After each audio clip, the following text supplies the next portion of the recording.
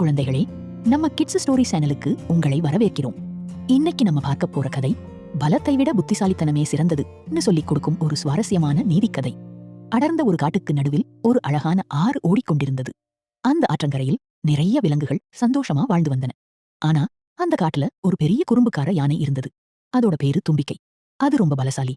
ஆனா அந்த பலத்தை அது ரொம்ப தப்பா பயன்படுத்திட்டு இருந்தது.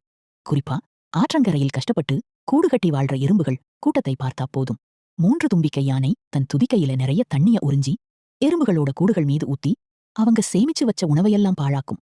அப்புறம் சத்தமா சிரிக்கும். எறும்புகள் கூட்டத்தின் தலைவி பேரு சிறுமி. யானையின் அட்டகாசத்தை பார்த்து இனி இந்த அநியாயத்தை சகித்துக் கொள்ளக்கூடாது அன்னு உறுதியா முடிவெடுத்தது சிறுமி. துணிச்சலான சிறுமி நேரடியாக தும்பிக்கை யானையிடம் போச்சு. யானையாரே, உங்க பலம் பெரியது. ஆனா பலவீனமானவர்களை துன்புறுத்துறது ரொம்ப தப்பு. நீங்க உங்க குறும்பை நிறுத்தலைனா உங்களுக்கு பாடம் கற்பிப்போம் அன்னு எச்சரித்தது. யானை உறக்கச் சிரித்தது. ஹா ஹா ஹா, குட்டி எறும்பான நீயா எனக்கு பாடம் கற்பிக்கப் போற? உன்னால என்ன செய்ய முடியும் அன்னு கிண்டல் செய்தது. உடனே அங்கிருந்து வந்து தன்னோட எறும்புகள் கூட்டத்தை அழைத்துக் கொண்டது. யானை தூங்கும் நேரம் வரை பொறுமையா காத்திருந்தாங்க. இரவானதும் தும்பிக்கை யானை அயர்ந்து தூங்க ஆரம்பிச்சது. சரியான நேரம்னு தெரிஞ்ச சிறுமி துணிச்சலா தன் கூட்டத்தோட யானையின் துதிக்கைக்குள்ளே ஊர்ந்து போச்சு.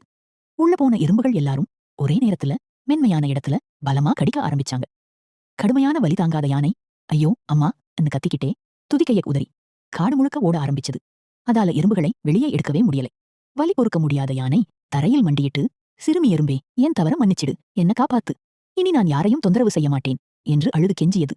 யானை மனம் திருந்திடுச்சுன்னு தெரிஞ்ச சிறுமி உடனே எறும்புகள் கூட்டத்தை வெளியே வரச் சொன்னது. அந்த நாள் முதல் தும்பிக்கை யானை ஒருபோதும் யாரையும் துன்புறுத்தல. தன்னோட பலத்தை காட்டில் உள்ள மற்ற விலங்குகளுக்கு உதவுறதுக்காக மட்டுமே பயன்படுத்தியது. குழந்தைகளே, இந்த கதையின் நீதி என்னன்னா, பலத்தை விட புத்திசாலித்தனமே சிறந்தது. மத்தவங்களோட பலவீனத்தை பார்த்து சிரிக்கக்கூடாது.